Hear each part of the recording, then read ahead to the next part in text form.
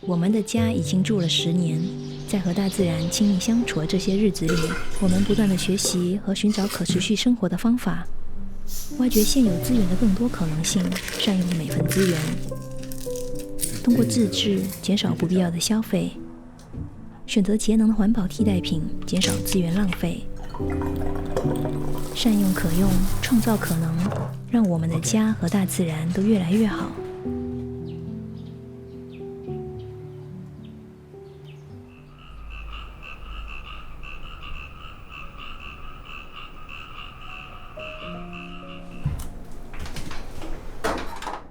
每天洗澡洗手时，习惯中途关掉水，等抹完洗剂再打开水冲洗，不让水一直流。家里的洗剂都换成了简装，减少包装废弃物。搭配这套鸭嘴就能直接使用，按钮和挂钩都能重复利用，更换简单。挂起来不占台面，避免水垢堆积，视觉也更清爽。能不浪费的用到最后一滴，比传统瓶装少了很多废弃物。家里用双层脏衣篮，脱衣时顺手把衣物分好类，洗衣袋都换成棉麻的，柔软不伤衣物，还能减少洗衣过程中的微塑料释放，更环保。平时用自己做的柠檬酸柔顺剂，天然温和，能中和洗衣残碱，让衣物更柔软，还能中和洗衣槽里的水垢，预防异味。洗衣液选浓缩环保配方，简装低碳无残留，用量更省，漂洗一次就够，省水省电也不伤衣。抹布先用泡洗袋浸泡1晚再机洗，精准定量的设计，喷头每次摁一下刚好5克，节约洗衣剂也省了漂洗的水。泡洗袋比起水盆更省水，也更好收纳。善用可用，不制造多余，也不辜负已有。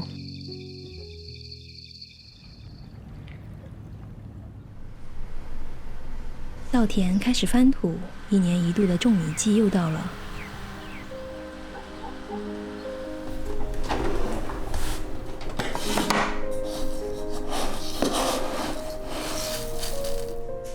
淘米水含有淀粉和天然皂素，可以洗菜、擦台面，我平时都会留着再利用。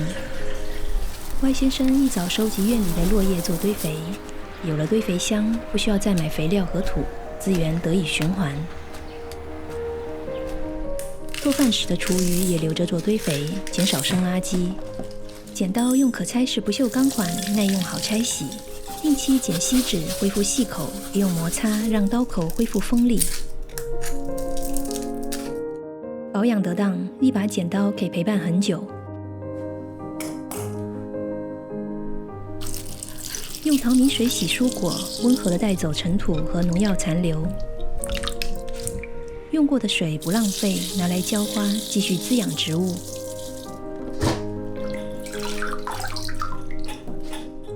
木砧板在使用前先用清水打湿，能有效预防气味和色素渗入木纹。风兰和墩墩喜欢吃红萝卜，留一些给他们。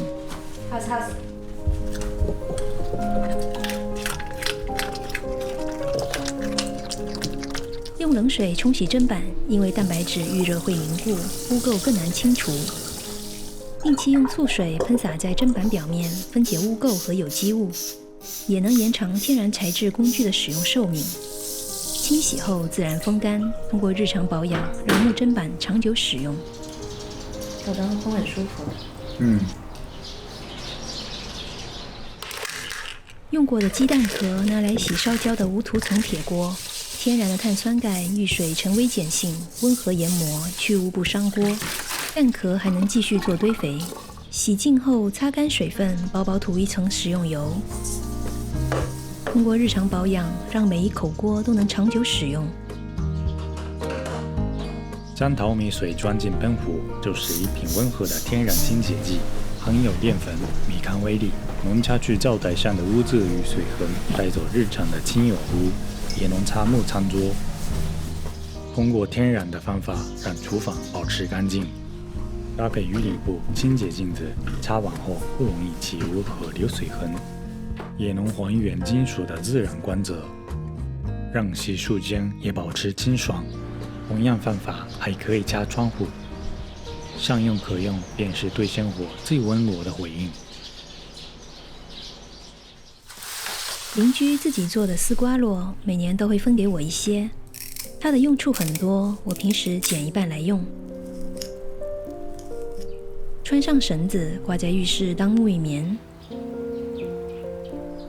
带新的丝瓜络能当香皂架沥水，或搭配 S 钩挂在沥水架上当洗碗棉。配个夹子，方便洗锅洗瓶子。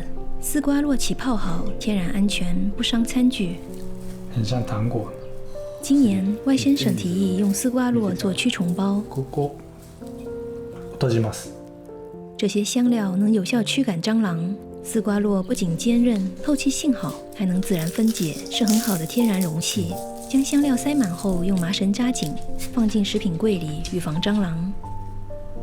善用可用，柴米油盐里藏着许多创造的可能。院子里总有野鸟飞来歇脚。前阵子，歪先生刚翻新了他们的石台，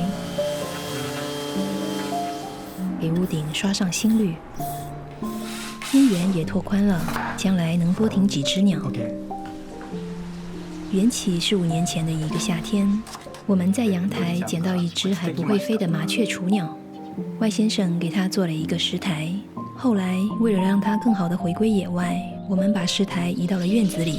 它带来了家人朋友，还会帮我们抓虫子。食客多了，我们又换了大一点的石台，容纳体型更大的鸟。隔年又捡到一只受伤的鸽子，给它做了更大的石台，种下更多的谷物，让它在我们家慢慢的养伤。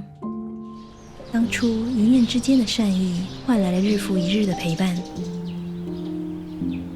善用可用，创造可能，让我们的家和大自然都越来越好。